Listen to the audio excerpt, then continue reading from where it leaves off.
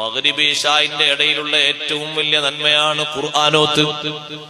ഖുർആനോത്തിന് വേണ്ടി സമയം ചെലവഴിക്കണം. 7 സൂറത്തുകൾ എന്നും പതിവായി ഓതുന്ന ആളുകൾക്ക് വലിയ സംരക്ഷണമുണ്ട്. ദുനിയാവിലും ആഖിറത്തിലും വലിയ നേട്ടമുണ്ട്.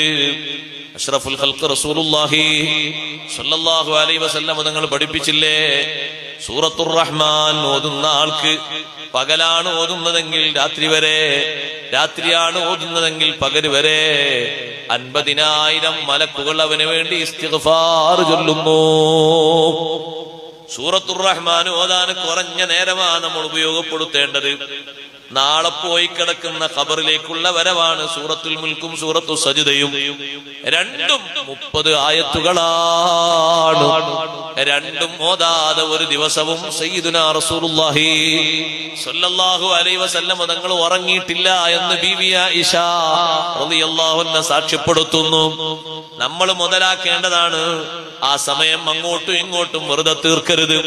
വൈകുന്നേരമാകുമ്പോ സമയം കഴിഞ്ഞ് നാളെ തുടങ്ങാം. ഇന്ന് ശീലമാക്കാത്തതിലേക്ക് നാളെ നമ്മളെയുണ്ടോ വലിച്ചാ കിട്ടുന്നത്. പിന്നെ നമ്മൾ പറയും പിറ്റേന്നാകാം പിറ്റേന്നാകാം പിറ്റേന്നാകാം.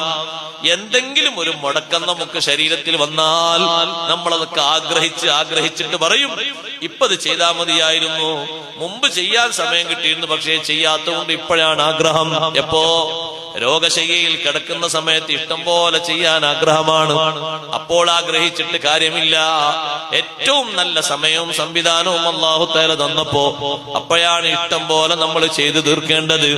അതുകൊണ്ട് ജോലി കഴിഞ്ഞിട്ട് പിന്നെ വരുന്ന സമയം, പഴയ കാലത്തൊക്കെ മഗ്രിബ് മുതൽ ഇശാ വരെ പള്ളിയിൽ തപസ്സിരിക്കുന്ന ആളുകളെ കാണാം. മഗ്രിബ് മുതൽ ഇശാ വരെ കുറഞ്ഞ ടൈമേ ഉള്ളൂ. മഗ്രിബ് നിസ്കാരം ജമാഅത്ത് കഴിഞ്ഞാൽ തന്നെ 10-20 മിനിറ്റ് കഴിയും. ആ ജമാഅത്തും ദിക്റും ദുആ കഴിഞ്ഞ് സുന്നത്തോ കഴിയുമ്പോൾ കുറച്ച് ടൈം കഴിഞ്ഞു. പിന്നെ കഷ്ടിച്ച് ഒരു മണിക്കൂർ തികയൂല, അത്രേ ഉണ്ടാവുള്ളൂ അല്ലെ? ശവാൻ കൊടുക്കാൻ കുറഞ്ഞ ടൈമിൽ ഉണ്ടാവുള്ളൂ. ആ ഒരു സമയമെങ്കിലും ഒന്ന് പിടിച്ചിരുത്താനുള്ള കഴിവ്